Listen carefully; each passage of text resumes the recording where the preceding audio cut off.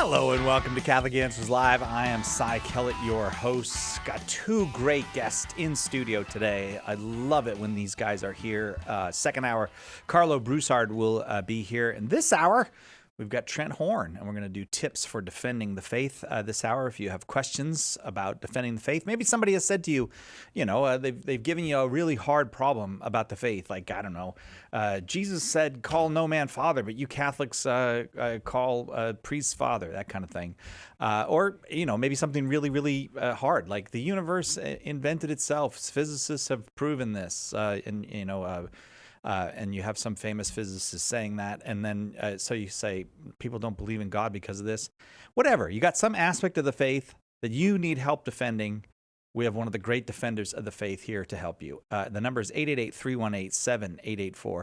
888-318-7884 to speak with Trent Horne, who is, as you know, an author extraordinaire. He wrote a book called Persuasive Pro-Life. He wrote another one called Answering Atheism. He wrote one called Why We're Catholics. And he wrote What the Saints Never Said. That's Hello, correct. Trent. Hello, Cy. And my most recent book, co-authored with Catherine Pacolic, Can a Catholic Be a Socialist?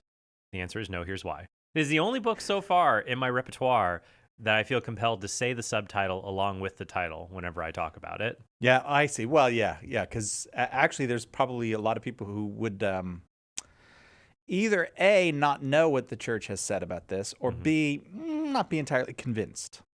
Right, so that's why I wrote the book, and actually I'm planning on June 11th to take part in a live debate. It'll be hosted on YouTube Live on our Catholic Answers YouTube channel, which a little birdie told me earlier. Well, you told me earlier. We're almost at 100,000 subscribers, right? Yes, we are, and that's it's going to be an exciting day here today because we feel like this is big news if we make it to 100,000. We're in the top. You know that our YouTube channel is in the top 4% of subscribers around the world. Really?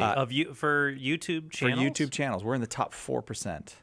But we have not yet gone over 100,000. But and this is why we have a little bit of an audience here today from the video department, because it's their work that they do that.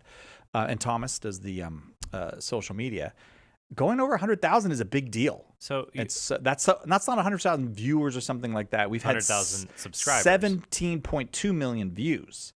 But we're 100,000 subscribers. So are you telling me that 4% of the channels on YouTube have like 90% of the views? Are we part of this massive inequality on YouTube? Are we part? You want to be part of the 4%? That's what we are. Yeah, we're 4%ers. Okay, yeah, and so you want the rest of the 96% to support us to be in the 4%. I think you're possibly creating a social resentment here that I find unappealing. Well, what I just think is we just shouldn't have any classes at all. Like we shouldn't have channels. We shouldn't have differences between anything, because we all have to have one level of equality. In fact, Pope Leo the 13th said that we should bring society down to one dead level. Oh, I'm sorry. Pope Leo the 13th said that socialists are wrong because they bring society down to one dead level. So if you want more on that, check out my book, Can a Catholic Be a Socialist? But it will definitely not be that if you go and support our YouTube channel, where we will be broadcasting the debate, other fun talks. It's going to be exciting news. We're going to share it with you. They'll be cheering here in the studio when we cross the 100,000 plateau. Woo! Now, I know it's been a week of disappointments in many ways. Earlier, Virgin Space tried to shoot a rocket into space. They couldn't do it. They missed. They shot at space and they missed. They missed? They missed. It's right in front of them. I know. And then today they were first men in space from the United States since, I don't know, 2012 or something. They couldn't go because they had a tornado. But wait, I thought the motto of NASA was neither sleet nor hail nor snow will keep me from going into space. Isn't that what they say? No, you are completely wrong. That is the motto of the Postal Service. No, their space delivery program, something like that. The Postal Service is through adversity to the stars, and NASA is come on now. Neither sleet nor snow will keep the space shuttle from sending you mail. All I'm saying is, we're on the Earth here, we shot at space and missed one time this week, yes. And then we were supposed to send people to space on top of a rocket ship for the first time in almost a decade, and that didn't get to go off. So we need something to celebrate as a country, as a nation, as a world. So we're going to celebrate going over 100,000 subscribers on YouTube today. If you're watching us on YouTube, just hit the subscribe button, and you will become a subscriber. Or is it the little bell? Is that what you hit? The little bell? What do you hit to become a subscriber? Oh, that's to get notifications is the little bell. Just hit the subscribe button and you'll be a subscriber, and then we're going to share that. 888-318-7884 is our number. Tips for defending the faith today. Thus far, nothing that Trent Horne has said has been true, but he's much better when he talks about the Catholic faith. Sleet or I snow. have to get it all out of my system, There's the no sleet. inaccuracies. Yeah, you get them all out first, and then you can go. Are you ready to take some calls? Yeah, that would be fun. Let's go to Mary Beth in Wisconsin. Mary Beth, thanks for joining us. Your question for Trent Horne. Yes, I got to plug you in here. My question is, I have a teenage adopted daughter. She is 15 years old. We have been raising, 14. I have been raising her as a Catholic as I am since she's been little. She's gone through communion. But at age 15, she's doing a considerable amount of questioning faith, God, no objectivity, and it presents an added dilemma because I myself, through some of my own life experiences, and even. All right. Well, we had a little trouble, but I think we got enough. She has a daughter who doesn't believe in God, and so we're heading toward. We're just having trouble with the phone, so I'm not trying to get rid of you or anything. We'll come back to you. Well, Mary Beth, we'll try to get a stronger connection to you because I think that'll help me give a more complete answer. What I find is it's very common for teenagers to question lots of things in life. They want to assert their own identity, and they don't want to just be told, believe this because I said so, or believe this because we've always believed this. They really strive, especially for authenticity.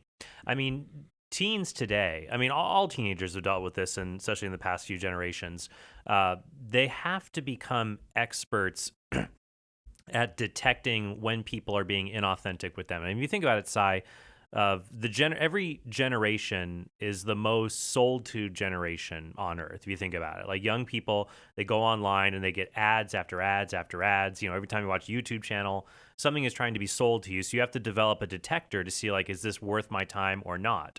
So it's a very heightened detector.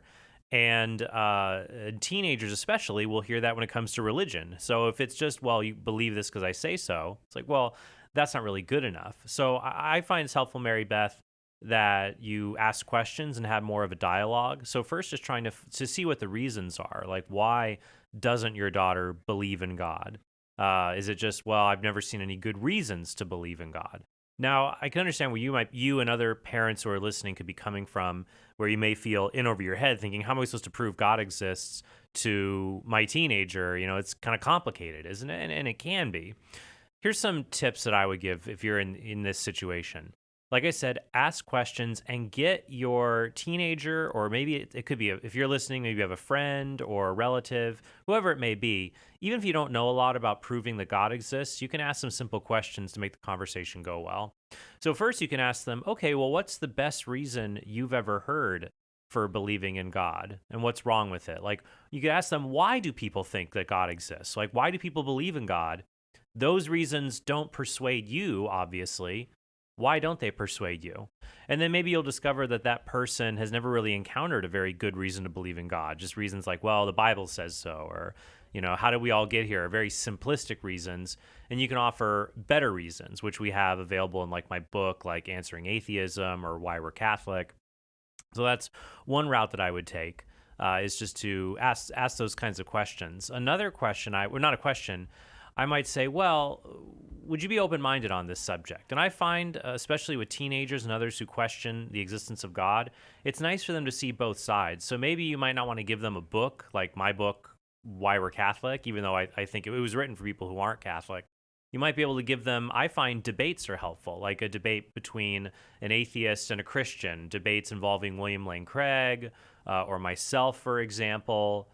Those are great resources to let people watch and just kind of make up their own mind and follow the arguments. So those are two approaches that I might take in these situations with teenagers. Ask questions, get them to try to articulate why they don't believe and what evidence is not persuasive, and then show the evidence to them. And sometimes in a debate, they might see that's the most fair way for them to evaluate the evidence because they get to see both sides in real time. So I hope that's helpful for Mary Beth. I'm sorry we lost your call, but hopefully you can call back in, we get a stronger signal, and could talk more at length in the future. Tips for defending the faith this hour with Trent Horne, 888-318-7884, the number. We're waiting. We're holding our breath for when Nick or Francesca gives us the signal that we have crossed the 100,000 subscriptions mark on YouTube. We're already in the top 1,000 on the planet Earth, top 1,000 on the planet Earth of nonprofits for their YouTube channel. So it's going very, very well. And go ahead over there and subscribe. And we're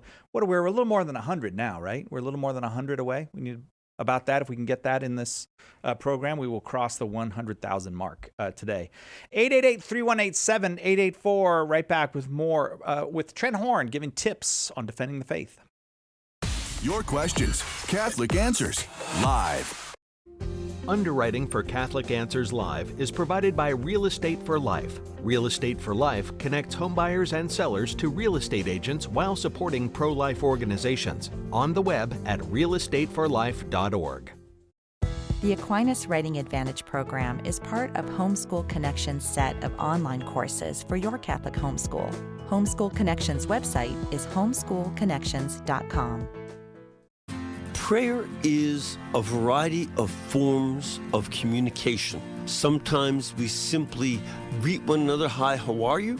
And we say small, short prayers similarly to God. Other times we engage people in deep conversations. Other times we engage our families in family reunions and big meals. Similarly with God, we engage Him in Eucharist and deep meditation as well.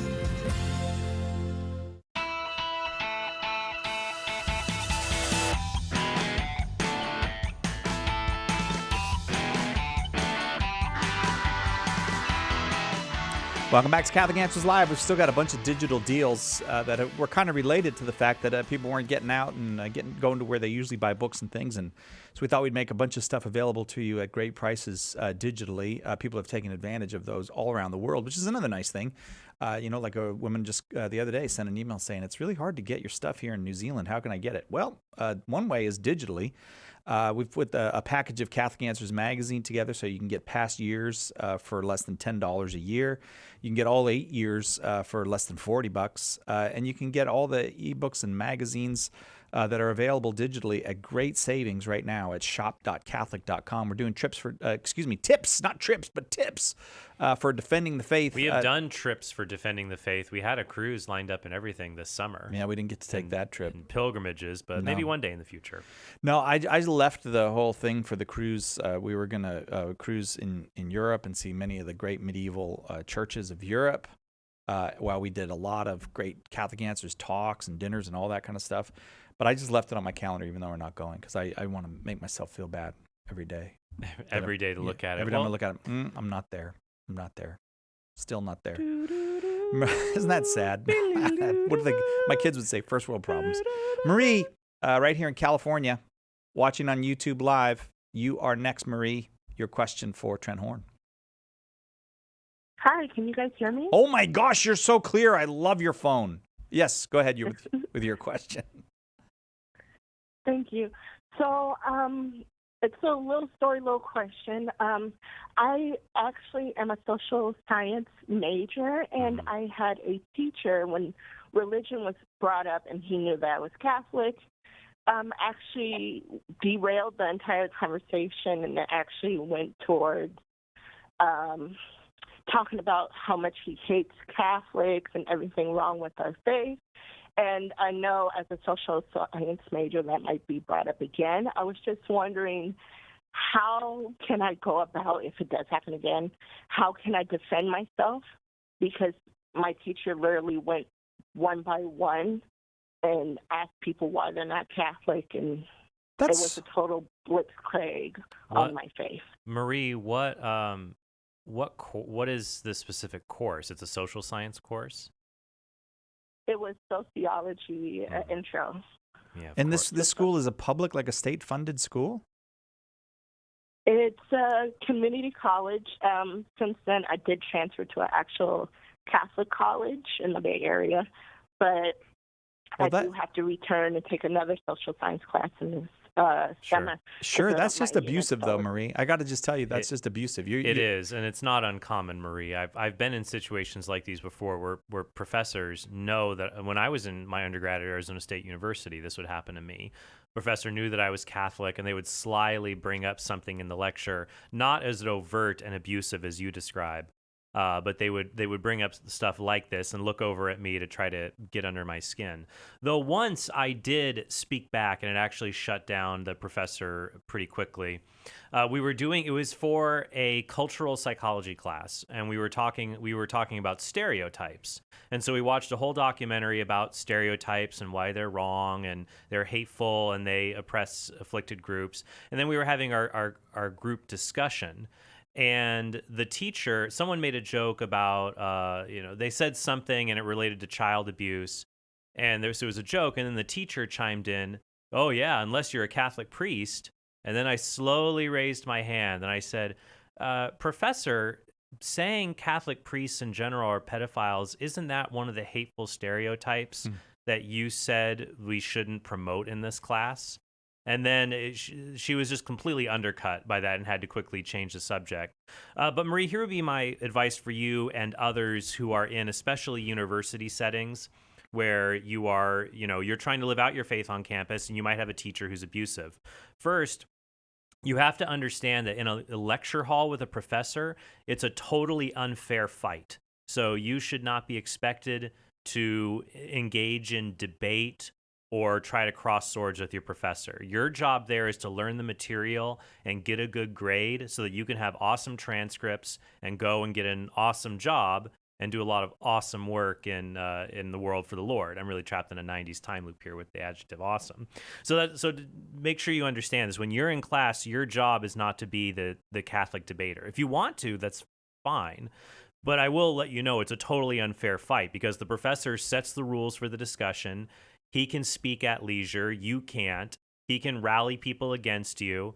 He already has authority and people look up to him in class. So it's just not a fair competition to try to debate a professor in class. And he has power over you in the form of your grades, especially if it is something like a sociology class. Like if it's a math class, your teacher is going to have a hard time giving you a bad grade when you can clearly prove you got the right answer on a test. But if you're submitting research papers and things that are subjective, if your teacher doesn't like you, it's easier for them to give you a bad grade and to justify because it's subjective. So my first rule for you, Marie, and for other people in these situations is don't feel bad if you don't get into like a public debate with this person. In fact, it's probably the smartest decision for you to not do that. Rather, what I would recommend that you do is to take copious notes of what is going on. Write down what was said, when it was said. If there are other people in your class that are friendly to you that you know that you can confide in, share it with them how you feel and get them to agree that they heard the same thing. So you have multiple witnesses. And then what you can do, if you feel like the professor is acting in good faith, but is someone you can relate to, you can approach the professor outside of class and raise your concerns. If you're worried the professor is somebody who may retaliate against you or someone who is a real chip on their shoulder, then you should go to the chair of the department or go to student services and report like academic bias and say, look, and here's the rule you can say to yourself to know if you're a victim of academic bias. Ask yourself this question. Would the professor have said the same, take out Catholic and put in Jewish or Muslim? Like imagine, Marie, if your professor, do you think your professor would have gone to every student and said, why aren't you a Muslim? Do you think he would have honestly done that ever? Do you know what was so ironic was he is not Muslim himself. He said he was raised Baptist, but he was saying that he would ally himself with those who are Muslim and those who are Buddhist. Aligning himself? Rather be that than Catholic. That's so funny. But notice the double standard there. That think about it, if a professor went around and asked all the students in their class, why aren't you a Muslim? Like, isn't Islam so bad? If that professor were not tenured, that professor would lose his job. It would be a national scandal. So you would say if they would be censured for saying something about Judaism or Islam or a non-Christian religion, they should be censured for that same behavior if you just swap out the word Islam or Muslim and put in Catholic or Christian. So I would recommend in these cases, Marie, just to, if it's an abusive situation, take copious notes, get other witnesses, and then go to the administration. And also, before you go to the administration, honestly, I would get some help first, because the administration is going to be on the professor's side at a state school. Contact someone like the Alliance for Defending Freedom or the Thomas More Society. Plenty of Christian and Catholic legal groups who will help you to make sure you're not a victim of bias in a university classroom. So that's a recommendation I'd give there. Now, if it's more of just the professor gently challenges beliefs and does so in a non-abusive way, then you can use the classroom as an opportunity to defend Catholic teaching. Like if you can give a speech on abortion or assisted suicide, and if you pick a topic you can defend with secular arguments, then you can make the Catholic perspective, but using these kinds of secular arguments. Or let's say it's sociology, you could write a paper with copious documentation showing that divorce is bad for the family, which is something sociologists may not fully accept, but there's tons of sociological data for. So I find whatever class it is, that if you can use the class to defend Catholic teaching with resources the professor will agree with, great opportunity. But if they're abusive, take notes, go get legal help from a Catholic or Christian legal group, and the person needs to be held accountable so they don't inflict this kind of harm on other students. Is that a helpful response? Yeah, thank you so much. I felt so bad because I found out, because the class was so large, that there was another person in from my diocese. Yeah. And who I worked with before, and I found out, she told me that she went home and cried really bad because of what he was doing. So thank you. I feel like we can finally get justice for both of us. I think So you thank you I guys think you so should. much. If you can still report it, go right on and do it with multiple witnesses. I say this person, I especially, Marie, and if there are sociologists who's willing to defend a claim like abortion or so-called same-sex marriage, I'll go to the school and I'll debate them, because I absolutely cannot stand these academic bullies. These are people who... Yeah, that's bullying. They are academic bullies because they got a bunch of undergrads and they got their PhD, which all a PhD means is that you spent a long time writing a term paper. I'm sorry. So people will flaunt that around as if they are the expert of everything on God's green earth. They're an expert maybe in a very narrow subject, but then they use their PhD to try to pronounce on subjects they know, frankly, nothing about, including like our faith often. And they'll make students feel bad by just clubbing them over the head with what they've learned in their grad school program. So, and it's hard with these undergrads who can't fight back. I want to say, pick on somebody your own size. You want to debate. You want to debate have power Catholicism. over them. And you have They power. need to get their degree. Yeah, it's an unfair situation. The same reason that professors are not allowed to date students, they should not be allowed to debate students. I got to write that on down, because there's a power imbalance there. If you're in a, I gotta write that down. I gotta write that down. You should be respectful of that. Now, I would be willing, if a student organization invited me to go in, debate a professor on Catholicism, then now it's a fair fight. And I have debated professors on numerous campuses across this country, and it's a lot different when they are in the neutral setting on debate podiums instead of in the lecture hall in their classroom. I find they act a lot differently. They lose the bravado because now somebody can challenge them. I don't. All of that I hope is helpful, Maria. I think sometimes people think that they should have the silver bullet answer. You know, the clever comeback that's just going to, I don't know, summarize the Christian faith or something in a way that. Yeah. And sometimes it's just not there. Sometimes there's one thing you can do in that situation with a professor who's making outlandish claims about the Catholic faith. You could just raise your hand and say, "Professor, that's really interesting. Can you give me a source for that so I can look into it more closely? Or where is that found?" And so what's great is you're just the student asking for a little sort of documentation.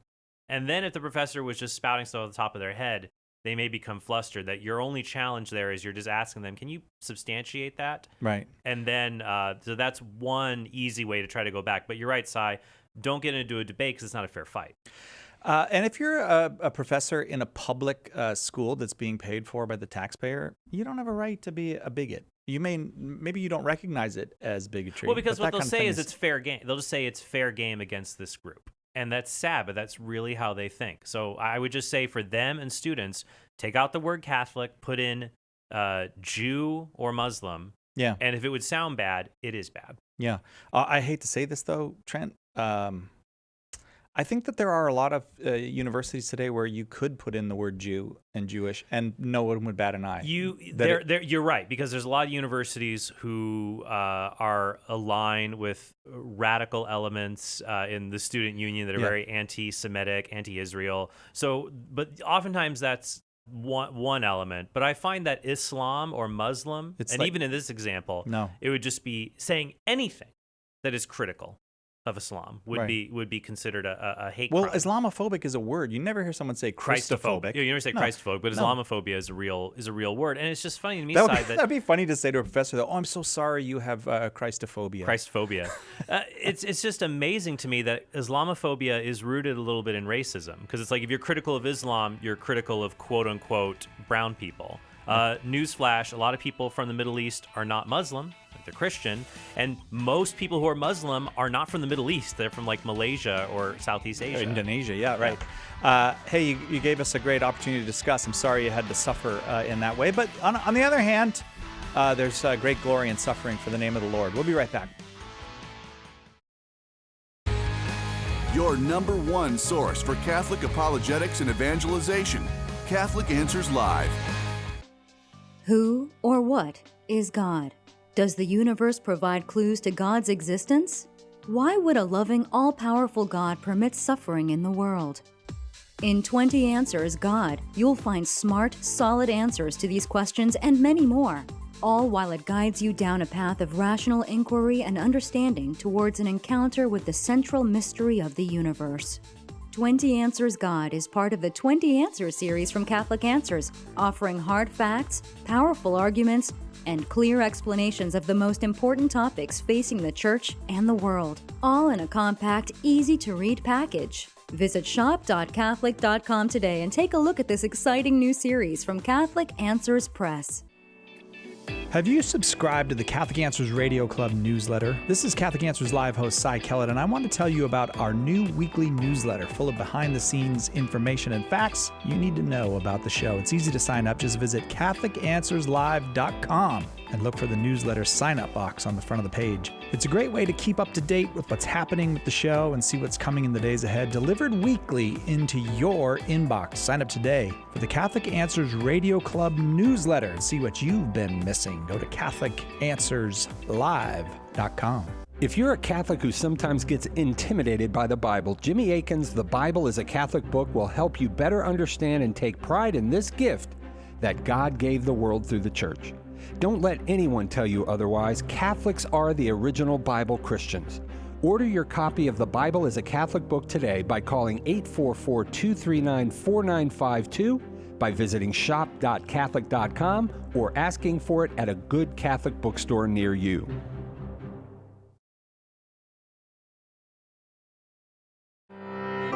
This is Dr. David Anders. Are your friends or family discouraging you from becoming Catholic? We can help on Call to Communion tomorrow at 2 p.m. Eastern. Now, back to Catholic Answers Live.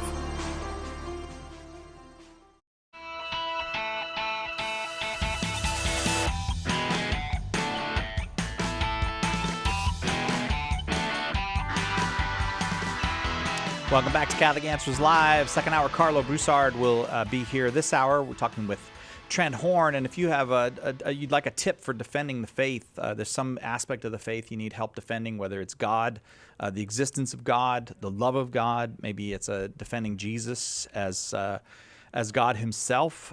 Maybe it's defending the Bible, defending the sacraments, defending the Pope. If you got something you need help defending, 888-318-7884 is the number. We're also all on pins and needles here on standby because we're about to pass, we think, as long as about 50 more people subscribe to our YouTube channel. We're about to pass 100,000 subscribers on YouTube, which is a big deal. The fewer than 1,000 nonprofits thus far have crossed the 100,000 line. So we are in we're in the stratosphere. We're in we're very thin air where we are if we cross that 100,000 mark. And so we're going to celebrate when we do. But in the meantime, we'll continue to keep going to callers, 888-318-7884. Let's go to Dolores in North Dakota listening on Real Presence Radio. Dolores, your question for Trent Horne. Well, was trying to look for some other. I live in an area with predominantly Lutheran and non-denominational Christians, and I get a lot of pushback about Mary, and the constant answer I get mostly especially from the non-denominational churches, is that when I say that I pray for Mary to intercess on our behalf, and they jump on me and say that, well, no, that's only in the Bible that Christ is our intercessor. And I said, no, Christ is our mediator. Mary and the saints can intercess on our behalf.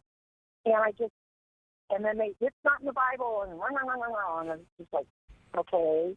Well, if you ask them to pray for you, so while you consider that, would they pray for you while you consider it? Like, why don't you pray for me while I consider your Would they do it? Hello. Oh, all right, Dolores. Dolores didn't hear what I said. All right, go ahead. Dolores, to piggyback off the point that Cy made, I find it's helpful in these conversations to ask people what they mean. So, yeah, when you put down terms like mediator and intercessor, we have to ask, well, what do you mean by that word? So if you ask them, what does it mean to intercede for someone? What would they say, or what would you say the answer to that is? Well, to me, intercessor means somebody that will speak on our behalf.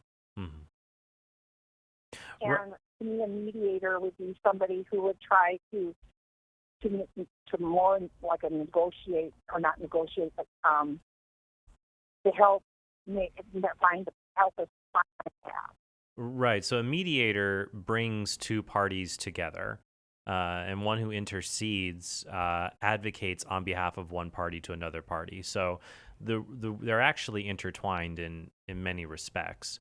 And so, for example, when we talk about Mary, she has a role in mediating, so to speak, God and man, because she brings God and man together in her very womb. So we can speak of Mary loosely as a mediator in that sense, though our mediator of the new covenant, who brings humanity in reconciliation to God, of course, is Jesus Christ. He is the one mediator of that covenant because he is God made man. He is fully God and fully man, the only one who can be the true mediator for that. But that doesn't mean we can't also participate in that, in bringing people closer to God.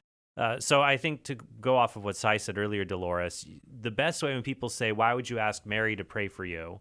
You should only just pray to Jesus, is to ask them, well, look, do you ask other people in your life to pray for you? And it's so funny, Dolores, because for many Protestant Christians, you don't give a second thought to it. Well, of course we ask other people to pray for us. But why would you do that if you have access to God right now? You have access to him right now. Why would you ask anybody for help if you can go directly to God in prayer? And I'm sure any reason they give that would justify it, well, because it's good for the body of Christ as a whole, it's good to bring all of us together, it would also reflect upon the saints who are in heaven. But you could add the extra element you could ask them this: are the prayers of some people more powerful than other people? Now, not everyone believes that. Some people think all prayers are equal, but God is not egalitarian. When you look in Scripture, like in James 5:16, it says the prayers of a righteous person are very powerful. If you go back to the book of Job, at the very end of the book of Job, God is angry at Job's friends who are spouting off nonsense about him and Job. And he told Job's friends, you go get Job to pray for you. I'll hear his prayers, not yours. So the prayers of a righteous person are powerful. Hebrews 12:23 says of the saints in heaven that they are the spirits of just men made perfect. So if you have someone who is righteous in heaven, who is perfected from sin, then their prayers are very, very powerful. So I think I might just go along that path. And then also, you were right to bring up that the objection, it's not in the Bible. Well, that's not a great objection because it assumes sola scriptura is true. And you can bring up other points like, well, where does the Bible say that you should pray to the Holy Spirit or pray to or confess your sins to the risen Jesus? It doesn't say that there either. So sola scriptura can be kind of confining for Christians. So I would recommend, Dolores, I would like to send you a copy of my book, Why We're Catholic, that covers Mary and praying to the saints. And then you may be able to forward the copy on to some of your friends or get a copy for them. So if you stay on the line, I would like to get you a copy of my book, Why We're Catholic. I think it would be very helpful for you. Do you have any other questions? Order that, because I was, nope, that was it. It just kind of caught me off guard the last time that one of these church people confronted me. Sure. Because I have an uncle who left the Catholic Church and is a non-denominational minister, and he's never attacked our standing on Mary. I mean, he was raised Catholic and everything, but he's never ever, I mean, even in his own church, when I been to his own church, he never ever said anything against Mary. That's good. Well, good. God bless him. Yeah, God bless him. And it is true that among Protestant Christians, there's a great diversity of views. There are some who are almost afraid of Mary because they believe that any kind of veneration of Mary is Mariolatry, like the illicit worship of Mary. Right. And there are some who are very friendly to Mary. Some Protestants who are very amenable to the Blessed Virgin. The Protestant reformers, actually. So I cover this more in my book, The Case for Catholicism, Dolores. You can feel free to pick that up at your leisure. In the chapter on Mary, I cite people like Martin Luther, John Calvin, who either refute arguments against Mary, like against her perpetual virginity, or praise her. Luther had very effusive praise for the Blessed Virgin, which was very common at the time of the Reformation. This kind of more anti-Marian stance is more kind of something we see in modern Protestantism. It's not as common among the reformers themselves. 888-318-7884 is the number. We are within just 3 or 4 subscriptions of 100. Oh, we're within 7. We're within 7 subscriptions of 100,000 subscriptions on our YouTube channel. I want a good sound effect. And we're hoping, I see Carlos here, and I know that Trent would like it to happen his hour and not Carlo's hour, so he gets to celebrate and drink the champagne with me. Go down in history. So, yeah, you go down in history as the guy who was here when it happened. We're gonna. I think we'll see. I think we'll probably take a break and we'll come back and we'll see if we cross that 100,000 line. I do want to let you know we've been doing a lot of podcasting. Trent does extraordinary podcasting on his the Council of Trent podcast, and he's got a discussion up there now about investigating Norma McCorvey's deathbed confession, which has gotten so much press and so much confused press, and not always confused, I think, for innocent reasons, but Trent covers that. Mm-hmm. He also talks about faith, reason, and the Waco siege, and he does that with Jimmy Akin. And I watched the Waco movie on EWTN, or series on EWTN, and I'm still not over it. So I got to watch you. I got to get your podcast on that.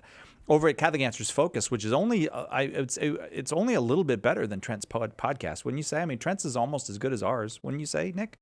And we have Why is Marriage a Sacrament over there, where we talk with Father Hugh about natural marriage and sacramental marriage, and why are Catholics upset about what happens with natural marriage? Why do we even worry about that? Well, there's a reason why we are concerned about natural marriage as well as sacramental marriage. And then Carlo's got a great, I did a conversation with Carlo, and he just covered, he's doing a beautiful job on some objections to the Catholic faith that come that are based in kind of attacks on what Jesus meant in founding the church and in making Peter the rock and all that.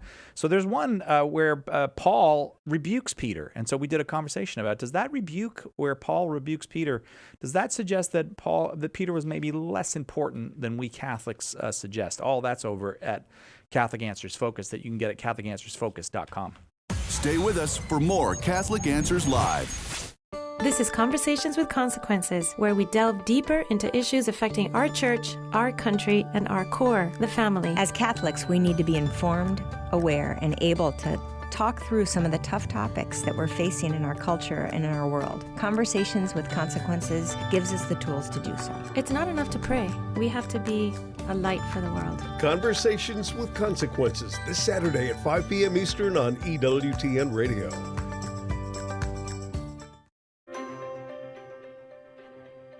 St. John Paul II stated that, for the disciple of Christ, evangelization is a duty, an obligation of love, and the Catechism of the Catholic Church states that evangelization is necessary for salvation. So we know we're called, but how do we do it? St. Paul Street Evangelization can help. To learn more, contact us at streetevangelization.com. That's streetevangelization.com.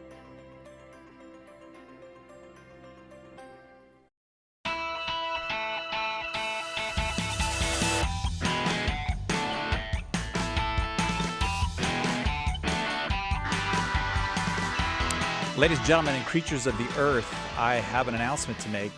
Catholic Answers now has more than 100,000 subscribers on YouTube.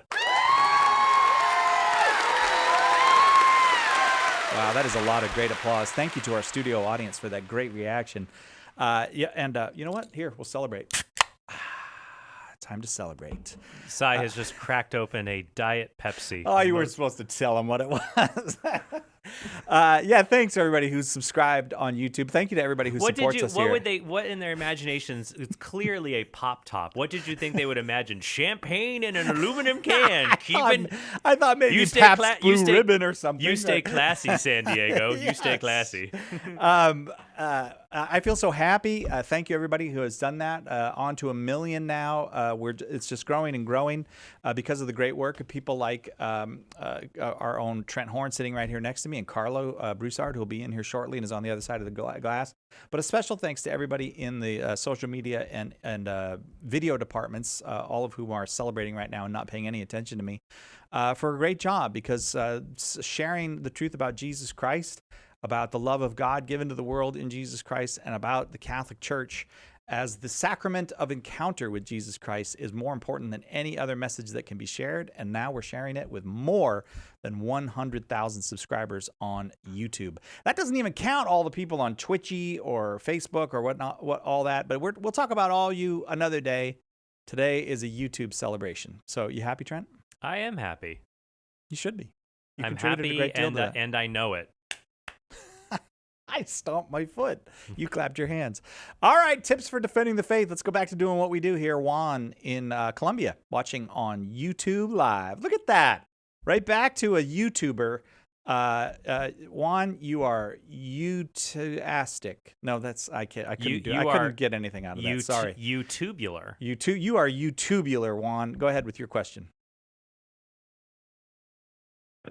Okay, can you hear me? Did you faint, Juan? Yes, we can hear you. Go ahead.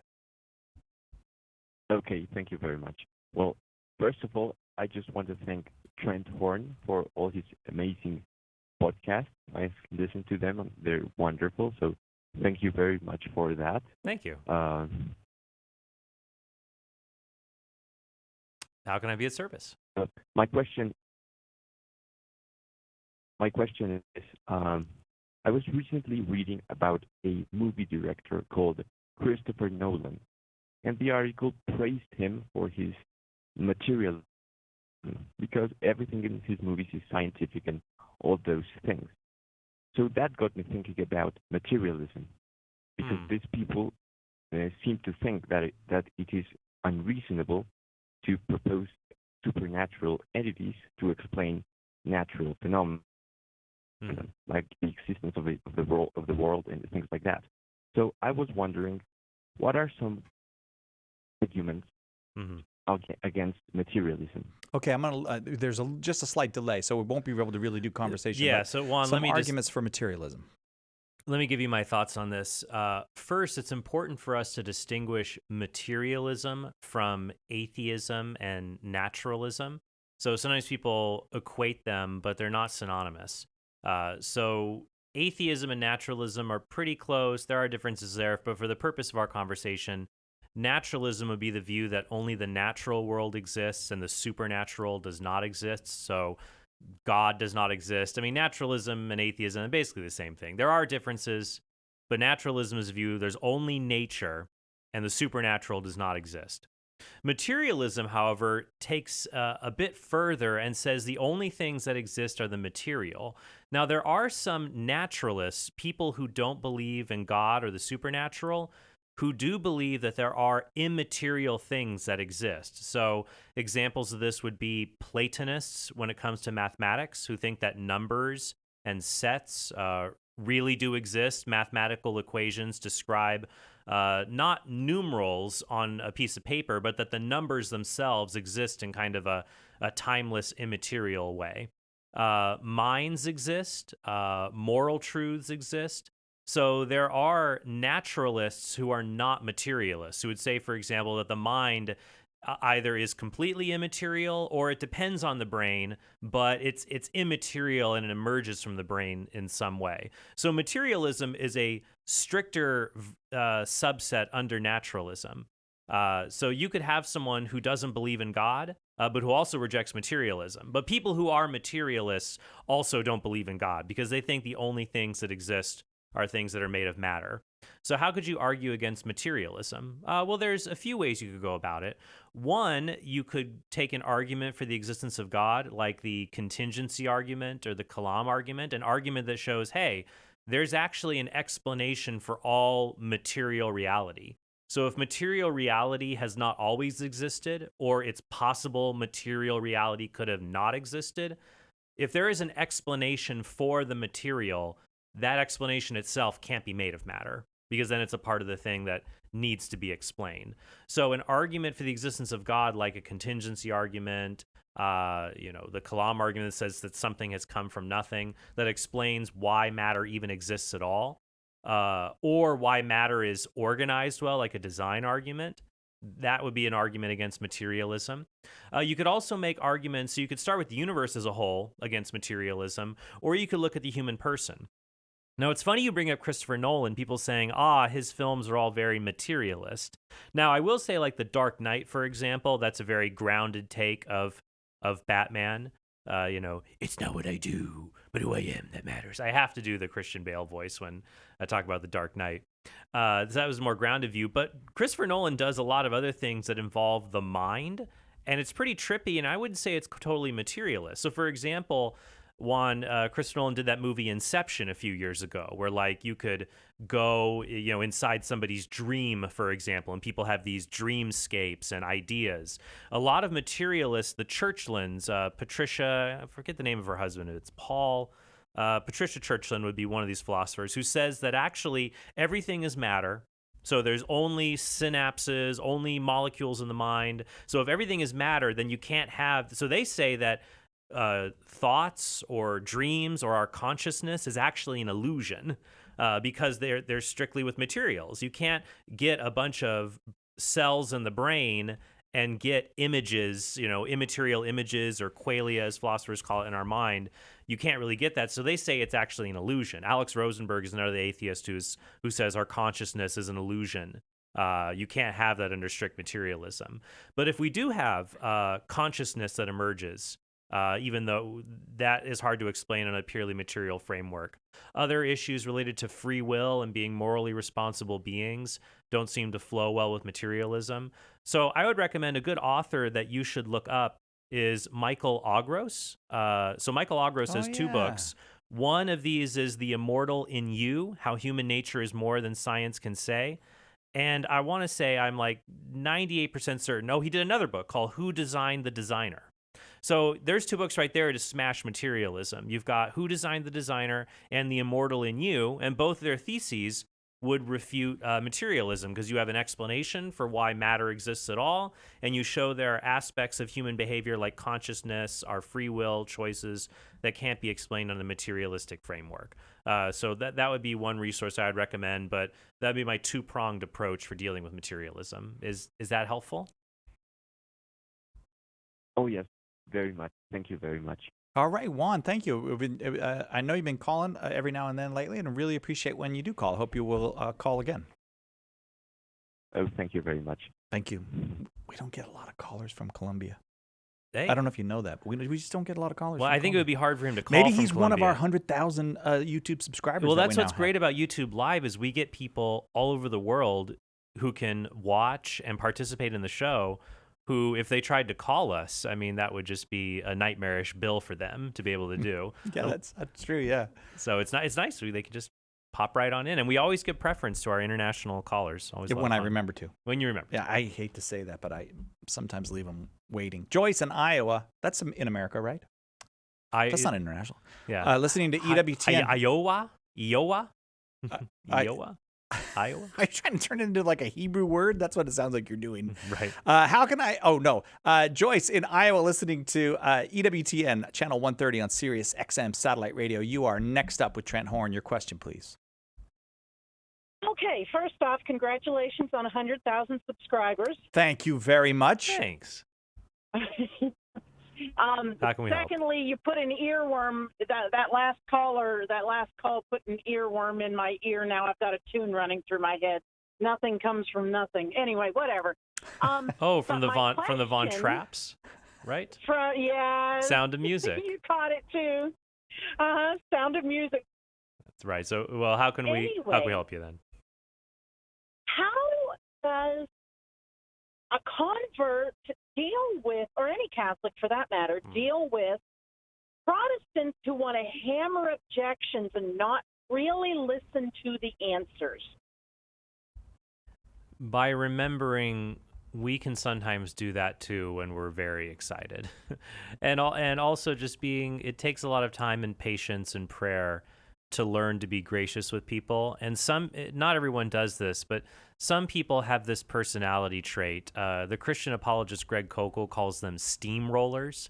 So there's somebody who, when they engage you on a subject, they want to win the argument, and so they just fire as many questions and arguments at you as quickly as they can. It's kind of a shotgun approach. So it's like, if you fail to answer even one of them, that means they win. So if they just keep hammering you with questions, then you kind of get overwhelmed. Or what sometimes happens with this approach, with steamrolling, someone will ask you a question, you answer it, and then they jump to another side issue because they feel pinned down by this line of questioning, so they quickly change subjects. I call that lily padding. It's like a frog sits on a lily pad and it starts to sink. They jump to another lily pad so they can stay afloat. And people do this when you get questions, and they'll just change the subject and throw more questions at you so they can stay afloat in the argument. Is that kind of what you're referring to, Joyce? That's the kind of thing that I'm referring to. They don't really want to hear the answer, or it doesn't suit them, or it's like they want to overwhelm you. Mm-hmm. Does this happen in conversations with more than one person involved, or the internet, or do you know someone where this is something that they do one-on-one, even one-on-one even? Well, for instance, usually it's one-on-one, but occasionally it'll be like in a group setting. Mm-hmm. Yeah, that can happen because people are nervous in the presence of other people, or on the internet, people can get a little bit more cantankerous. So I usually recommend things being one-on-one. If it is now even one-on-one in person, some people can be insufferable in person, and they're just in debate mode. So there's a few different approaches you can take with a steamroller. One strategy is to let the steamroller run out of steam. Let them talk and talk and talk, and you're just quiet. And they say, well, what do you think? What do you think? Well, I am thinking. Let me think about this for a minute. And so once they've run out of steam, then you can just kind of give a brief reply. Another thing you can do is to gently ask the person to say, well, those are interesting subjects, but I want to focus just on this. We can talk about those other things at another time if you want. Also, this person may have the propensity to want to win debates in the moment, so maybe talking to them one-on-one may not be as helpful if they can't click to visual and verbal cues in a conversation that they're kind of being rude. So you might say, why don't you write down some of your questions, and I could go get you some answers and maybe email them to you. And this may be somebody that a written correspondence may be better because they don't have to feel like they have to rapid fire back at you in a conversation. You can have more of a written exchange on things, and you can keep things a little bit more focused. Also, it's important for you in these conversations, if you want to maintain it with a dialogue, to turn the tables and to ask them questions about what they believe and get them to defend their point of view. This happens to me all the time on the show. Like if we'll talk about abortion, people say to me, what about this? What about that? What about rape? What about overpopulation? And I'll say, can I ask you a question? What is a person? What is a person? Why don't you think the unborn are persons? So when you ask questions, that can be helpful. For more resources on this, Joyce, I'd recommend Greg Koukl's book, Tactics, Also, my audio MP3, A Beginner's Guide to Defending the Faith, available at shop.catholic.com, may be helpful for you. Trent Horne, thanks very much. No problem, Si. By the way, if you want to find Trent's podcast, probably the easiest way to do it is just go to TrentHornePodcast.com. TrentHornePodcast.com. Coming up next, Carlo Broussard. What are we talking about, Carlo? I forgot. We're talking about religion. And oh yeah, that's right, religion. Yeah. Why don't you care about religion? Why don't you need care to care about more religion? about religion. Yes, if you don't care about religion, and you're like, why do these guys care about this so much? Next hour, perfect for you. It's your opportunity to call up, talk to Karlo Broussard. We'll be right back to do that right after this on Catholic Answers Live.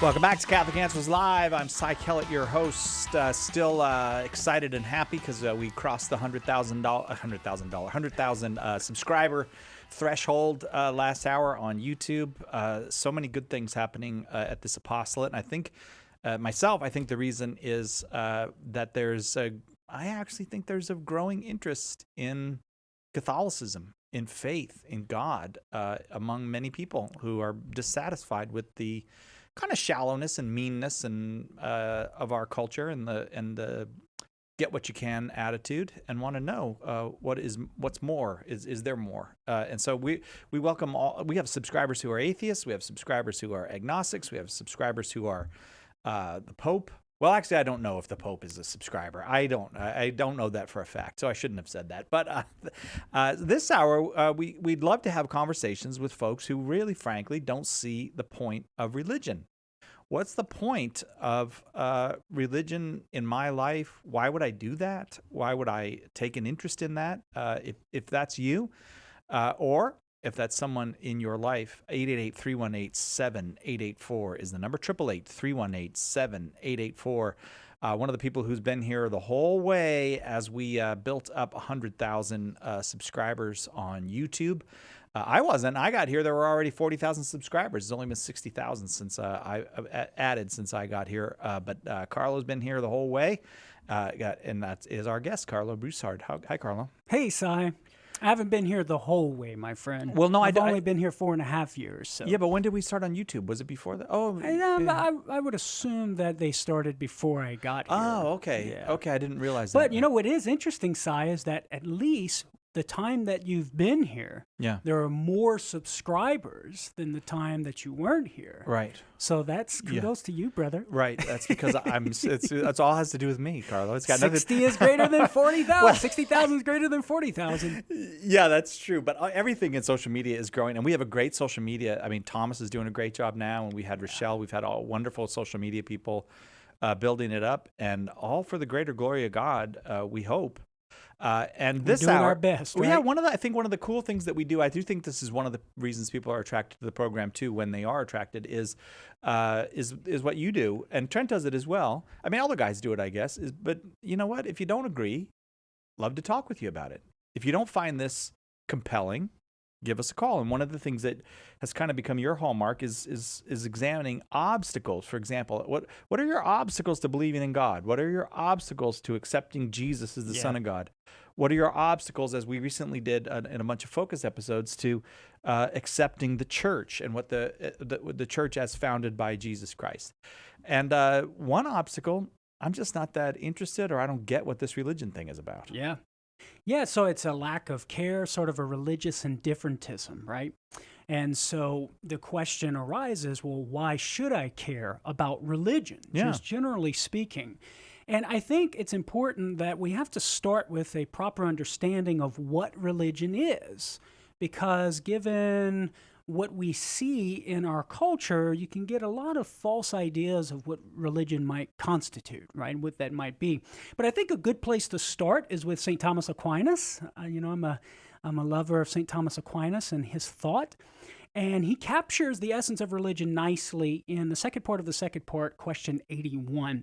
He says, religion denotes properly a relation to God, for it is he to whom we ought to be bound as our unfailing principle, and to whom also our choice should be resolutely directed as to our last end. So notice there are two things here that we're related to God on account of two things. He's the source of our existence, and he's our life's ultimate goal. Okay? Yes. Now, inasmuch as religion consists in our relation to God as our life's ultimate goal, the achievement of which is going to constitute our perfection and our good, religion is a virtue. Since a virtue consists in the habitual disposition to be habitually disposed, to act in accord with what's good for us, right? To follow the order of the good. What is that order? The direction to what is good for us and perfective of us, and that would be our ultimate life's goal, namely God. So religion, according to Aquinas here, is a specific moral excellence for a human being. So it's already wrapped up into what it means to be human, what it means to be a good human, you see? Yeah, right. Now, like all virtues, the virtue of religion involves certain actions that are going to cohere or fit within that order or that plan that is directed to God, right? Yes. And so here's where God as the source of our existence comes into play. The actions that the virtue of religion brings about or calls forth are actions that render worship due to God as the source of all being, the source of our being in particular, and the source of all goods. So by virtue of it being a virtue, a moral virtue, we're directing ourselves to God as our ultimate life's goal, but that's also going to involve actions that fit within that order to God. And specifically, these are actions that manifest the due worship of God, the manifestation, the testifying, right? Right. That God is the source of our being and of all of our good gifts. And those actions can be either interior or exterior. So interior actions would be acts of devotion and prayer by which we give honor to God as the source of our being, gratitude, thanksgiving, even petitionary prayer and requesting God for things, recognizing Him as the ultimate source of all good things and blessings that we receive in our lives. But the virtue of religion's also going to entail acts or deeds externally, so exterior actions, and that would involve public ritual or sacrifice. These exterior deeds that we perform to signify the interior worship that we have of God as the source of our being. And philosophers refer to this view of religion as the subjective view of religion. So when we look at religion as a virtue, right, that habitual good disposition by which we can direct our activities to our ultimate end, namely God. Okay. Now, philosophers also look at religion from the objective view, and that is to say, whenever you look at religion as the sum of all of these activities that we engage in to direct ourselves to our ultimate life's goal, namely God, and the truths that these activities are based upon, namely the truth of God, the truth of man, and the relationship between the two. That's the objective view of religion, the sum total of all of these activities that we need to be engaging in to be directing ourselves to our ultimate good and thus ultimate happiness, which is union with God, and the truths that are involved and that are driving these activities. The truth of God as the source of all being and all good things. The truth of God as our ultimate end. The truth of ourselves as creature created by God and directed to Him for our ultimate perfection and happiness. And so once we understand religion in that sense, Si, well then the picture of why religion is important becomes very clear. Because once we understand that God exists and He's the source of our being and all good gifts, and that we are directed and made for Him as our ultimate life's goal, well, then we can see that the practice of religion is going to be necessary for us to relate to what is real and thus live in accord with what's true. Yeah. Because if God exists and we're made for Him and we need to direct our lives to Him, well, then if God exists, then it's important that we relate to Him as what is real. So religion is important because it entails relating to what is real, to reality, what is true. Now, I don't know about you, Si, but I think most people would recognize we need to do our best to relate to reality as it is, right?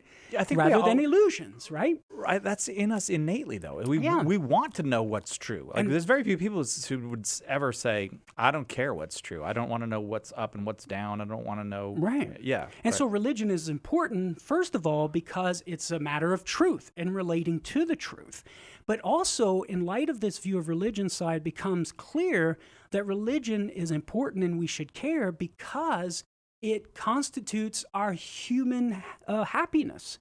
in as much as we're going to achieve our ultimate life's goal, namely God, which is our ultimate good, right? Yeah. And that's going to constitute human happiness, but also for the sake of being a good human being, because I can't be good unless I'm working towards and working to achieve the purpose and meaning of life, which is to know God, to love God, and to serve God. So religion is important, and we should care about religion for the sake of truth, for the sake of being a good human being, Yes. living in accord with what's good for me as a human being, directed to my ultimate life in, Yeah. for the sake of living intelligently, because the first principle of intelligent use is to know what the purpose of something is. You can't relate to something unless you know what it is and what its purpose is. Right. Once we know what our purpose is as human beings, to know God and to be directed toward God and be in union with God, well, then we can live life intelligently. I'm thinking of John Tesh here, Intelligence for Your Life. He's a radio host, right? Oh, I don't know if you've ever heard of that. No, I haven't. Intelligence for Your Life. Well, the most intelligent thing to do is to practice religion in as much as we're directing our lives to our ultimate end, namely God. And then religion is important. We should care because we care about happiness. And that is one thing that everybody cannot help but care about, because every choice that we make is for the sake of choosing something that we perceive to be good to make us happy. Right. So we can't get out of the constraints of wanting or desiring to be happy. So we all care about being happy, and religion is that which can help us achieve happiness. And so therefore, we should all care about religion. Right. 888-318-7884 is the number, 888-318-7884. I think some people will be surprised, Carlo, that you make an appeal to say, look, it's not reasonable to live without religion. It's not intelligent and related to reality, which is what we would think of being reasonable. It's not moral because you're not giving due honor to that which is most good and to which you are most indebted, and it doesn't make you happy. I think most people would expect you to make an argument, or maybe people who are not familiar with religion and the arguments of religious people would maybe to make a more an argument about that you can't be saved if you don't believe, or that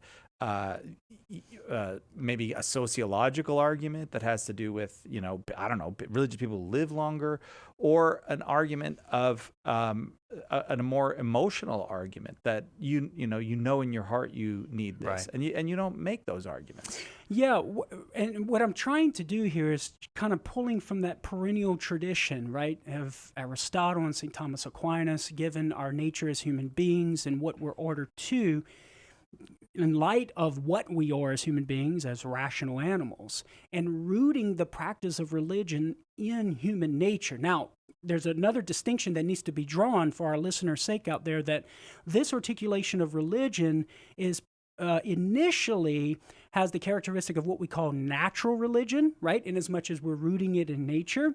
But everything I said also applies to supernatural religion, and that is those activities and truths that we need to do and know in order to properly relate to our ultimate end, namely God, that have been supernaturally revealed to us through the prophets of the Old Testament and ultimately through the Son of God, Jesus Christ. And so it's important that we draw those distinctions between natural religion and supernatural religion. But religion in general is important for us, and we should care about it precisely because it belongs to what we are as human beings. And of course, it's a human universal. There's been no culture in the history of human civilization that has not believed in some form of a transcendent reality to which we must direct our activities. Yeah. And that's at least an indication that there's something real to this religion thing, because if we have hunger, there must be food. If we're thirsty, there must be drink.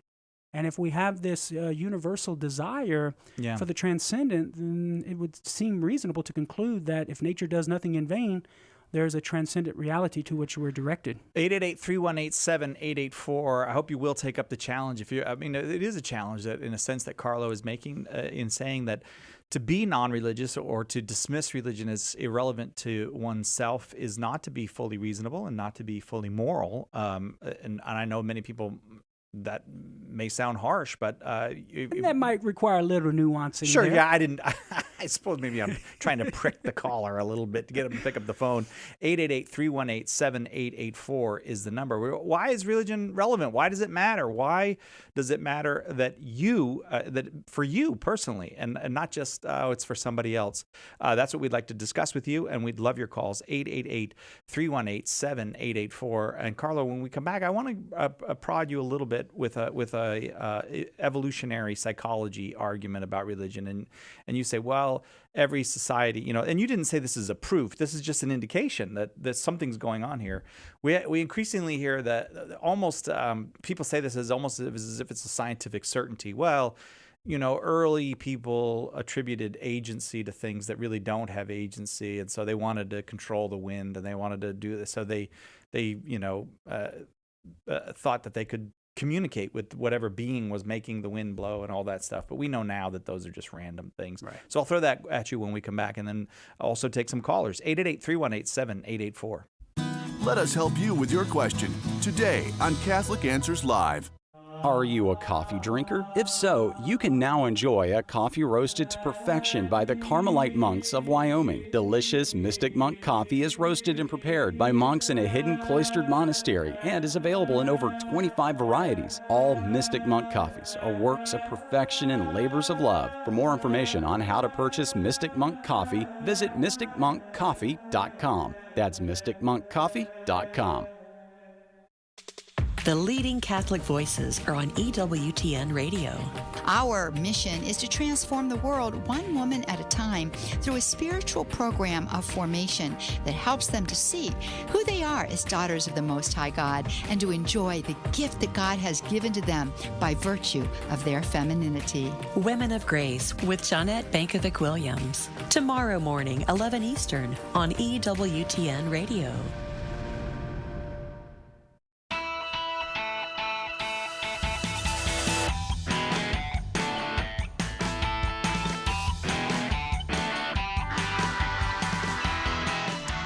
I was just saying to Carlo at the break, it does impress me how many young people will say to you, I know that religion is important to you, but that's not really important to me.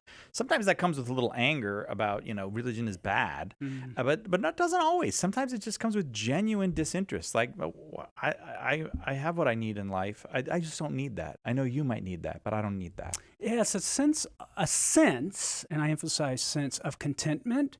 An initial thought that, well, I'm content where I'm at, and therefore I don't need anything else to satisfy me. Yeah. And my response to that is that often that line of thinking fails to consider the passibility and the vulnerability of the goods of this life. Yeah. Right? So, yeah, I agree that hanging out with your friends and maybe for a specific individual playing Xbox, right? Or going to the movies or going to the beach or whatever, and good food and good drink and good friends. And social distancing while you're doing all of right. that, by the way. That can give a legitimate form of happiness, a degree of happiness. Sure, right. But what as we so often experience in our lives, these goods, as good as they are, they come and they go. And so they fill us, but only temporarily speaking. And so they're going to leave us empty eventually. And we're going to have to keep going back to those things and those goods to fill us, but consistently and perpetually realizing that these goods are limited.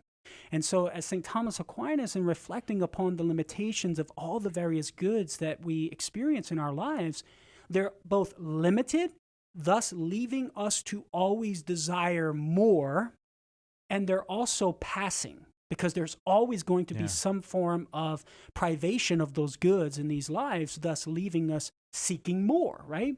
And so the question becomes, well, if none of these sorts of goods can completely satisfy my heart's desire, is there any such good that could completely satisfy my heart's desire? And of course, as St. Thomas Aquinas argues, that ultimate good, beyond which there is no good, greater good to be desired, would be God himself. and thus only God can completely satisfy us. And then also, too, this line of reasoning that you presented assumes that there is no afterlife. So you might think, well, I'm content now, and I'll just be content unto my death. Well, what happens when you die? And there is an afterlife, and God does exist. Will you be content then if you made a positive act of the will to not consider these truths about religion and about God, and possibly be guilty of negligence and not be very content in the afterlife? So that way of thinking assumes that all there is to reality in my life is this life, right? Without taking into consideration the possibility of an afterlife and the existence of God. And so I think this is where Pascal's wager could come in, which could serve as another nudge in the direction of why we should take religion seriously, because it's in our best interests, as Pascal says. You know, if God exists and you believe in God, you have everything to gain and nothing to lose in believing God. But if you don't believe in God, right, and he doesn't exist, then you don't have anything to gain. You have everything to lose if he exists, right? Right. And so, there's ways of articulating Pascal's wager, but the idea is that it can serve in our best interest. But of course, ultimately, we only want to practice religion and have the virtue of religion based upon the reality and the truth that God exists, and we are ordered to God as our ultimate end, in which we find complete happiness. I said before we went to the break that I wanted to ask you the kind of evolutionary psychology, or give you the evolutionary psychology objection to religion and its importance, but there's just so many people on the phone lines. I want to get to them, and then we'll get to my question in due time. So let us start with Jacqueline in Houston, Texas, listening on 1430 AM. Jacqueline, delighted to have you with us. Your question for Carlo Broussard. Yeah, so I agree religion is important. However, it's very uninteresting to me. I find that I can't connect to the Bible stories, and I've been to Bible studies. I hate to say it, but I'm bored out of my mind. And so there's something that I'm obviously missing, because otherwise there wouldn't be so many religious people in the world. But I find it terribly disinteresting, and I'm wondering, are there resources to help me connect with those stories on a deeper level? Maybe I'm not understanding them. Does that make sense? Yeah, sure. No, Jacqueline, I understand completely, because there was a time in my own life when I was about 17 and a half, right around 17. I come from a music background in southern Louisiana, and I was pursuing a music career, and I was playing on the weekends in the nightclubs and whatnot. And I remember experiencing an extreme degree of boredom and just dryness in going to Mass on Sundays, right, for me as a Catholic, and just thinking, there's just nothing here, right? I'm just bored out of my mind. Give me something more interesting. And Jacqueline, from my own experience and my own walk, what really woke me up and created a desire, and a greater desire for me to learn more and to take religion serious, and in particular my Catholic faith, was that I started to learn about the Bible, and going to Bible studies, but also, Jacqueline, I started learning about the Bible within the context of my whole Catholic faith. Like, just one example, in learning about our Catholic Mass, right? And in going to Mass, I was bored, but I didn't know what was going on. I didn't know what the rituals and the gestures symbolized. I didn't know what the theology was and what the realities that everything we said and did expressed. And once I came to realize those things intellectually, that actually helped me emotionally, so that it piqued my interest and a desire to want to learn more.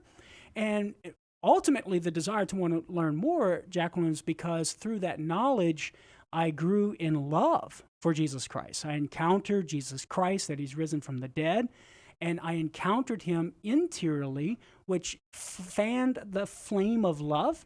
And through that desire of love, I wanted to know more. And through that desire to know more, I increased in love. And whenever I started tapping into the rich tradition, Jacqueline, at least in my walk in our Catholic faith, that excited me even more because I came to realize that it's not just these superficial, pie in the sky, baby cherubs on clouds, fifth grade Bible classes that I got growing up, right?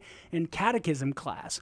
But there was some robust thinking behind all of these things that we believe as Catholics, both on the philosophical level and the theological level.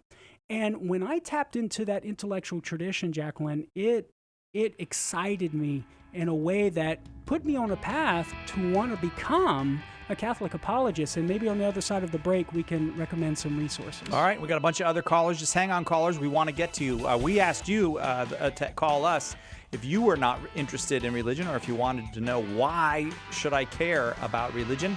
Carlo Broussard here to take your calls, 888-318-7884.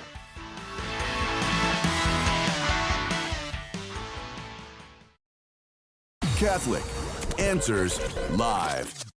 How can a human woman be God's mother? Where in the Bible does it say that Mary was sinless and a perpetual virgin? What can I do to build and deepen my relationship with Mary as my spiritual mother in heaven?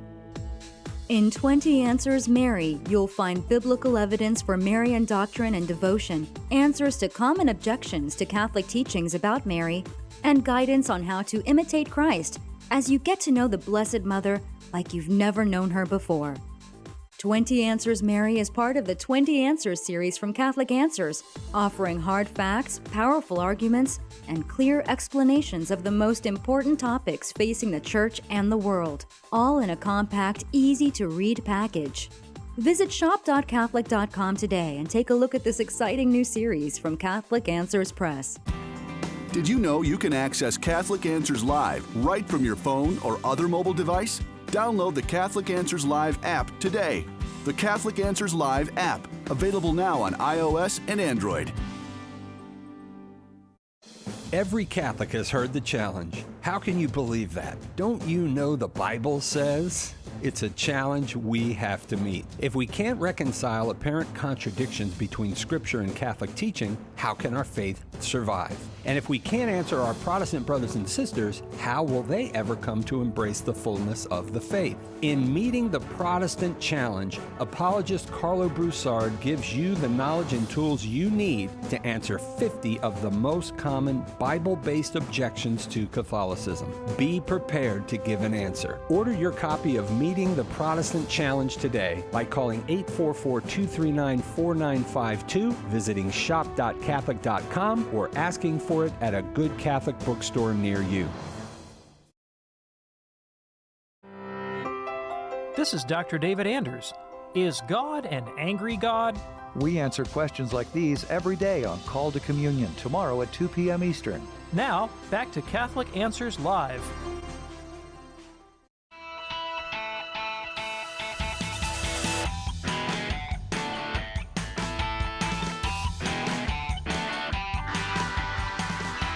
Welcome back to Catholic Answers Live. I am Cy Kellett, your host. Karlo Broussard is our guest this hour, and there are a bunch of folks on the line. We're speaking right now with Jacqueline, and the question of the hour has to do with why religion is relevant. Why should you care about religion? Why should I care about religion? If you ever ask yourself that, you can ask us at 888-318-7884. When we left, Jacqueline had explained to us, Carlo, that she just doesn't relate to it. I mean, She actually sounds, Jacqueline, you sound like a person of great goodwill. It's just you don't feel any connection to it when you go to a Bible study. Yeah, Jacqueline, are you still there? Yes. Okay, fantastic. Thank you for holding on the line over the break there. So I just wanted, one thought occurred to me over the break. I commend you for seeking to foster or to inspire an interest, to help grow interest in religion and in particular the Bible by going to the Bible studies. But the thought that occurred to me is perhaps those Bible studies are falling short of accomplishing what you're hoping them to accomplish, which obviously is the case since you're calling us. So I would like to recommend some other avenues that you could take via biblical studies in order to sort of fan that flame within your heart to increase your interest in religion and in particular the Bible. And so, for example, we have a book here, Jacqueline, recently published by our press called Secrets from Heaven, Hidden Treasures of Faith in the Parables and Conversations of Jesus by Father Sebastian Walsh. And what Father Walsh does is he walks you through all of these parables that Jesus gives and gives you deep food for thought. And so what that book is going to do is going to help you on a spiritual level to encounter what the message of Jesus and what Jesus is trying to teach us through his teaching. So I think Sai said we're going to send you... Let's send her a free copy. A copy of the Secrets from Heaven. Now, there's another resource that will help you, Jacqueline, in getting through the entirety of the Bible. And it's going to help you read the Bible in an exciting and dynamic way to where you don't get bogged down in the weeds and in the mud sometimes, right? And the resource is this, Walking with God, A Journey Through the Bible, written by Dr. Tim Gray and Jeff Cavins. And that's going to help you read the Bible as a narrative from beginning to end, like you're reading a historical novel or something, right? And it highlights those key parts in the Bible where you can read it all together as one big narrative so that you can see the overarching plan of God working with the people of Israel throughout the Old Testament, culminating in the coming and the advent of his son, Jesus Christ, and the establishment of the church. And so that's going to help get you started with biblical studies. And then one last resource, Jacqueline, I want to recommend is a book by my good friend and colleague here, Trent Horne. It's called Why We're Catholic. And what that will do is it will walk you through various topics relating to God, relating to Jesus, relating to Christianity, relating to the Bible, relating to the Catholic Church, and give you brief essays on these various topics explaining to you why we're Catholic. Like, why do we believe these things? Why do we profess these things? And it's going to give you intellectual reasons behind the whats of what we believe. It's what we do here at Catholic Answers called apologetics.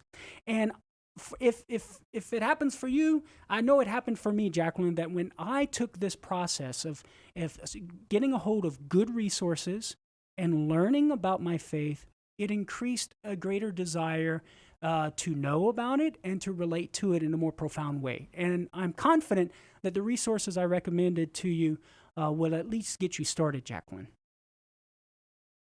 So much. Well, thank you, Jacqueline. Maybe as you try these things, give us a call and let us know how things are going. Okay, I will. Yeah, and it doesn't have to be just if things are going well. Like, like we're into perseverance. We're not into like you have to tell us everything went perfectly. So I hope it does, but if it doesn't, call as well. We just like to talk with you. Thanks, Jacqueline. I'm going to keep moving because, oh my goodness, a lot of folks want to talk to Carlo. The question of the hour: why care about religion? Why should I? Up next, Antonio in Iowa, listening on the Catholic Answers Live app. Antonio, thanks for downloading the app onto your phone. Your question for Carlo. Yeah, I'm a big fan of the show, by the way. So I guess my question is, I guess I do agree that religion is important, but I guess like from Pope Francis, I guess kind of like, the way he conducts himself as the Pope, kind of feel like he may not agree that religion is as important as much. I may be wrong. So I guess how do I reconcile as a Catholic that religion is very important when I don't really feel that it's backed up by how my Pope conducts himself, I guess. Could you just clarify something with you? So you would say the Pope says what is more important than religion, Antonio? Well, I would say, like he says, who am I to judge? Or, like we're all, I feel like he kind of gives us like, let's just love everyone. Like, he kind of like interacts with like all the religions in kind of like a more of a feel-giving way. Okay. All right. So, Antonio, I think concerning Pope Francis, we have to make a distinction here between what we might perceive and feel based upon his actions and what is real in what he is saying and what he is doing. And so we have to be very careful. I agree with you that some things that he does and some things that he says would lend itself and be subject to misinterpretation by those who do not listen carefully and look carefully, okay? And it can lead to a lot of confusion, and I think we can simply acknowledge that. But in my experience in working here at Catholic Answers and working with a team here that looks into the details and what he says and what he does, I can affirm to you that in reality, there's nothing that he's doing or saying that contradicts the gospel of Jesus Christ and what Jesus Christ has revealed to us, okay? So that's my comments concerning Pope Francis. But getting to the real question, Antonio, of considering or reconciling or answering the question, why is religion important? We have to understand here that now we're in the arena of supernatural religion, right? Concerning that religion that Jesus comes to reveal to us, namely Christianity, and the fullness of that religion subsisting in the church that he established, the Catholic Church. But it relates to what we said earlier about natural religion, Antonio, because remember, religion is the virtue by which we are able to relate ourselves to God as our ultimate end and to give him the proper worship that is due to him. Well, through the supernatural revelation of Jesus, he reveals to us those essential means that he wills for us to employ and to use by which we are united to him in this life and ultimately in the next, namely the sacraments, right? He gives us himself, his flesh and his blood in the Eucharist so that we commune with him. He gives us the teachings of the church so that we can assent to these truths in order to relate to reality in a proper way and order our lives to God, recognizing him as the source of all of the gifts and our ultimate life's end. And then through this supernatural revelation, we have the revelation of the proper way in which we are to worship God. Because reason can only lead us so far, as I'm sure you know, Antonio, concerning natural religion and how we are to relate to the transcendent reality, namely God, and worship him. Jesus comes and reveals to us the precise way that God wills for us to worship him, which is the ultimate expression of the virtue of religion, namely the holy sacrifice of the Mass, right? And so this is why religion is important within the realm of supernatural religion, understanding that religion to be the revelation of Jesus Christ. So this is what I would say in order to reconcile religion and Jesus. Often out there you hear it's not about religion, it's about a relationship. It's about a relationship, but that in relationship with Jesus entails the proper ways that Christ wills for us to relate to him, to the Father, and to the Holy Spirit, and also to each other as the mystical body of Christ. And so that's how we can reconcile the relationship with Jesus and our understanding of supernatural religion. What do you think of that, Antonio? I think that helps a lot. I think that makes sense because I guess that is like kind of a thing that people make like, you know, I don't need a religion, just a relationship. So I think that helps a lot. Thank you. Awesome. God bless you, brother. Thank you, Antonio. Appreciate that call. I'm going to take a quick break, so if you're on the line, stay on the line. Don't go anywhere. We're going to get to your call when we come back with Karlo Broussard. Our topic, why should I care about religion? 888-318-7884.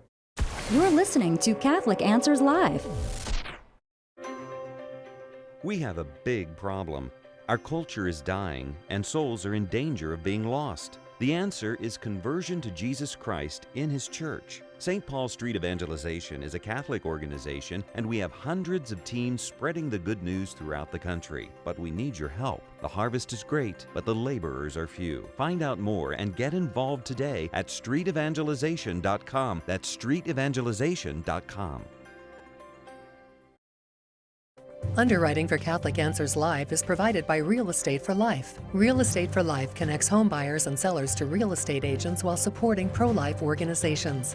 On the web at realestateforlife.org. EWTN, communicating the faith. You know, you get paid in heaven for the ministry that you do on here. I love your show. My life has completely changed. Through God's power and through His revelation, I've changed myself in my life. All my first fruits go to God, and I remain in God. I pray all the time. Your show is in my prayer. EWTN. Live truth. Live Catholic.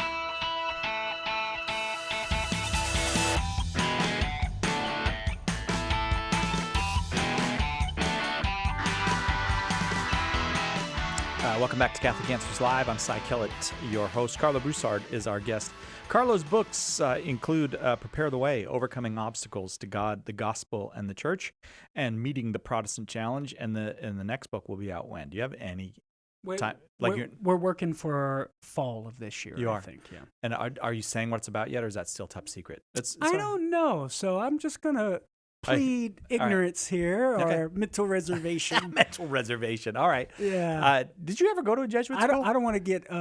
I do not want to get chastised by the powers that be. If I know who you mean by the powers that be too. Did I ever go to a Jesuit school? No, I did not. Well, but good I for was you trained, for the use of the word mental reservation. I was trained for 2 years in my career as an apologist by a Jesuit, namely Father Robert Spitzer. He's a pretty good Jesuit. Yes, he is. That's a long Jesuit tradition, too, of being so well-versed in science and faith. They've always been, they're not all scientist priests, but there's a lot of scientist priests among the Jesuits. And I'm still blessed to be able to work with him on an occasional basis, on personal time, and so it's always a blessing to be able to work with him and to learn from him. He's a great mind to learn from, and truly a master to whose feet it is well worth to sit at. Yeah, indeed.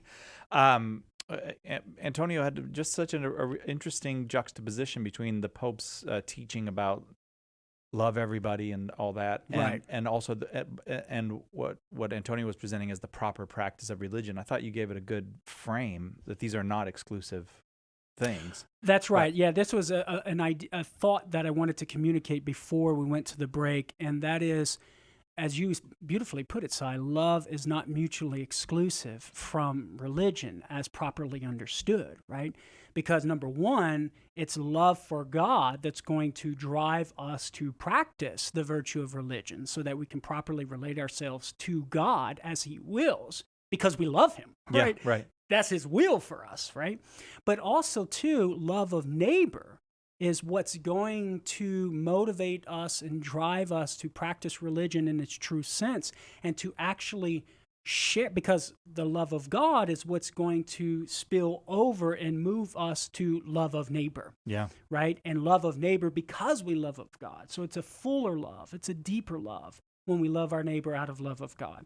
And then also, too, to evangelize, right? It's not that, love of neighbor excludes the practice of your Catholic faith, right? No, it's love of neighbor that's going to drive me to practice my Catholic faith and to share that faith with others. Yeah. Because I recognize it as a great good that has come from the source of all good, namely God, through His Son Jesus.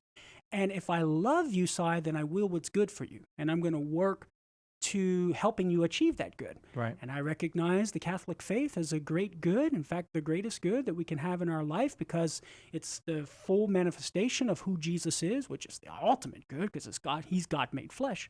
And so I'm going to share that good with you out of love.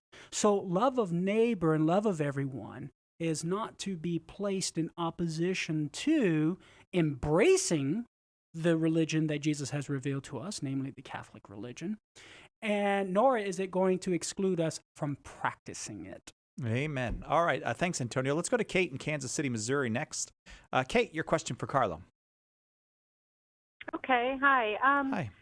So I came from a big family, the youngest of 10, a farm family, very strong Catholic, and my husband is one of 10 also, a big family from Santa Fe, New Mexico, very strong Catholic. We have raised our kids Catholic, but the personalities, and I know humans are fallible, we're not perfect, but the personalities through our Catholic experience has made it so that we've left. I have a son now that believes in no religion. I have the youngest son that is following his footsteps. Right. And I'm confused that when you're always saying religion. instead of faith. And that, I think, has been our biggest stumbling block, is the religious people that have come into our lives, and they've really done damage. Right. And I want my kids to know God. Right. And actually, when you said that about if what do you have to lose if you do believe in God, but if you don't, there's a lot. Right. So I'm just struggling with why it is the whole religion part, I feel, encompasses like a real hierarchy. Okay. And that hierarchy, in the Vatican and the archbishops and everything, I don't feel like it's really always. It actually gives me the creeps sometimes. Yeah, they're sinful human beings, right? Yes. And they often fail and fall short of the Christian standard of how we ought to behave, right? Yes. Yes, And yes. I want to. I am envious of people that can still embrace it, but for my family, yeah, I don't think that we can, because I understand, that especially with the priests, there's only a pool to draw from. Not all of them are charismatic. Not all of them are can get the point across. Not all of them are Amen to that. good people. I hate to say that, but it's true. And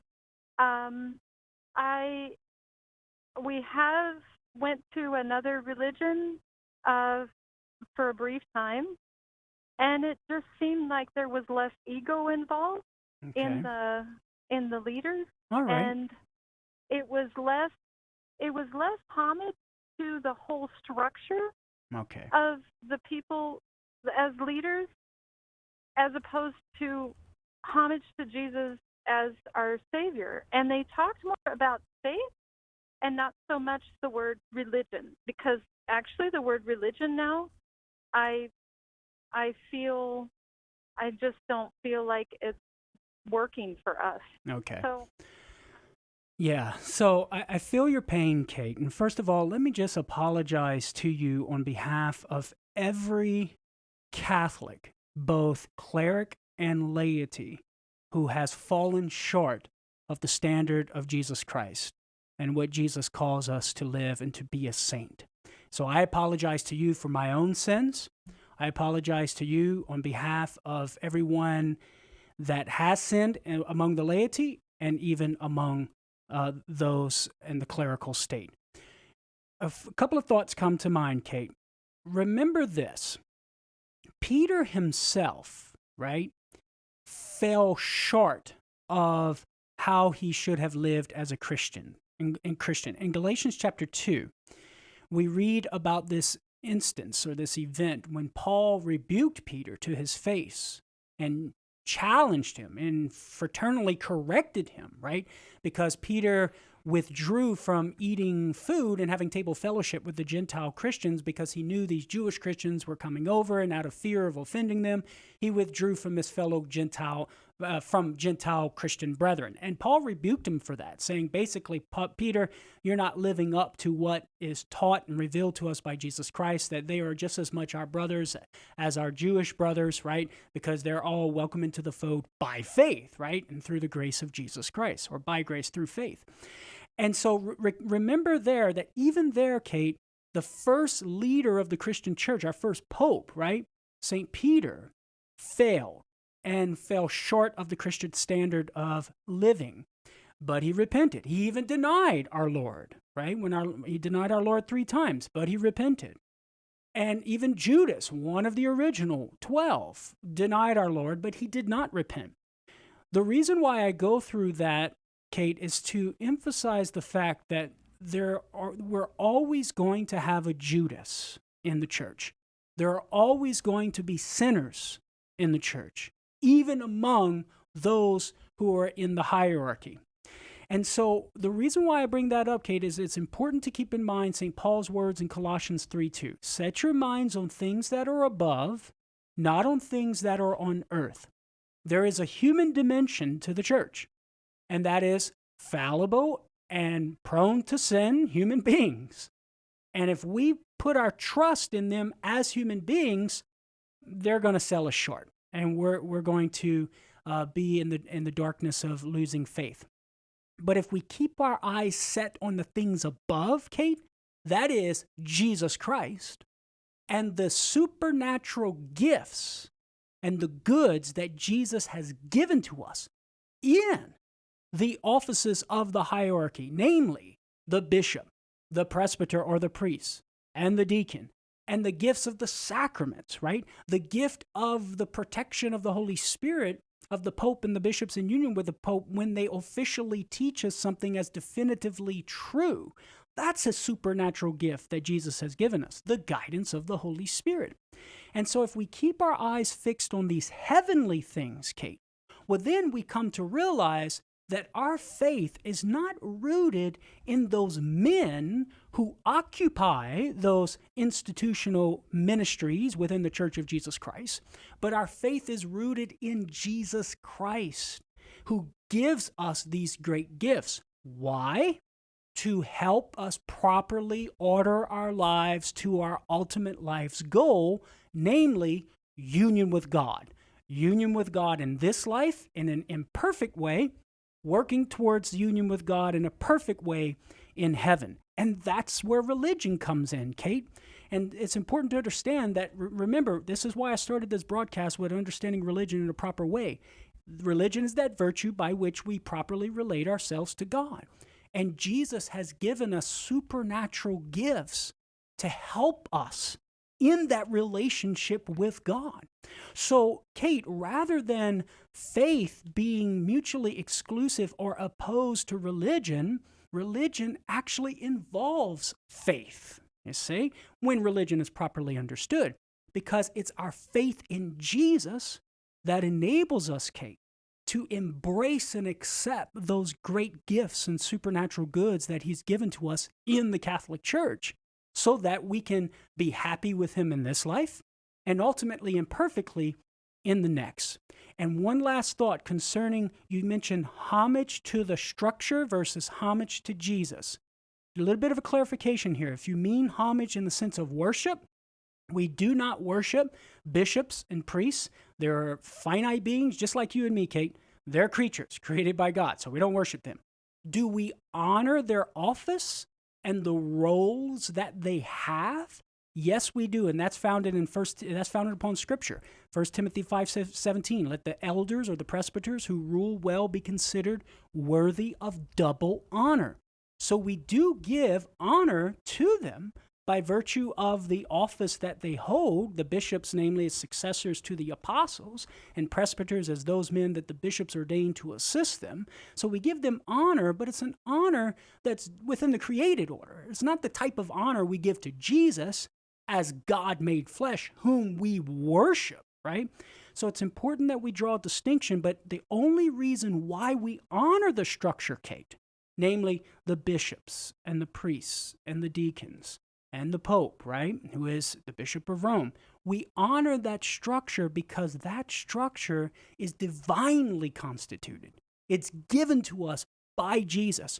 So inasmuch as we honor the hierarchical nature of the church, we're giving worship to Jesus, the honor due to him as the source of all good things, which is, in essence, the virtue of religion. So you can't go back to her. I can't go back Kate, to we're going to her. have to leave it there. God bless you, sister. Thank you so much for your call. Yeah, that was a good call. You can hear she was hurting there, but hopefully some of the things that I said can help her out. We'll see. Carlo, you're always helpful. Thanks for being here. Thank you, Appreciate it. Si. I know you're going to be with us again Friday, right? That's right, for 2 hours. And we're doing the game show. I'm not allowed to say who the super spoiled it. top secret guest is for the game show. But Carlo will be here Friday, and we're doing a game show. If you can do math, you could probably figure that one out. Thanks very much, Carlo. You're welcome, Si. Thanks for having me, buddy.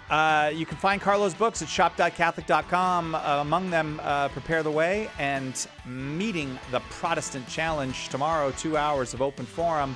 We'll see you then, God willing, right here on Catholic Answers Live.